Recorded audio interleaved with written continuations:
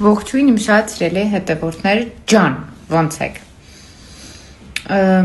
Ուզում եմ այսպես մի բանի մասին խոսել, ուրեմն լիքը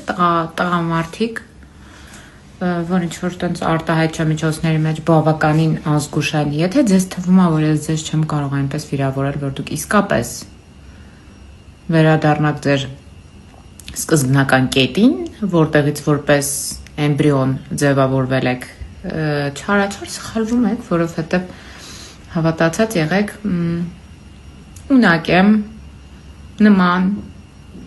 արտահայտչամիջոցներով ձեզ դիմել, եւ եթե բնությունը ձեզ որպես սեռական պատկանելություն տվել է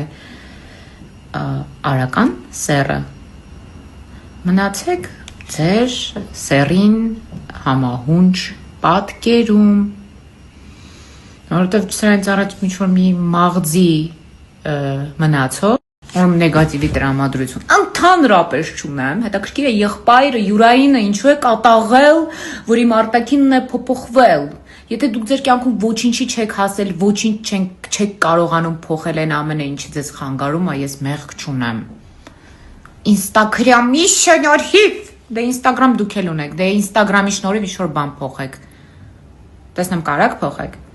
թե ձեր համար գիտեք ինչ-որ մի տեղ սենց նստած, թիկնած Հայաստանը թվում է ծիրան ուտելու երկիր, բայց ոչ ապրելու երկիր, բոլորին չի վերաբերում, դրա համար երբ որ դուք որոշում եք ինձ միմոս անվանել, մի հատ նայեք ձեր կյանքին, տեսեք ընդհանրապես ձեր կյանքում որպես մարդ եւ որպես տղամարդ կայացել եք, դա բնությունն է, ուղղակի սենց լոտոյի ձևով արական սեռա բաշխե ձեզ, դուք այդպես մտածում եք, որ ճղճին պահվածքը հարիր է ձեզ, շնորհակալություն, հաջողություն, Գևորգ ջան, Աֆոբազոլ խմի կհանգստանաս։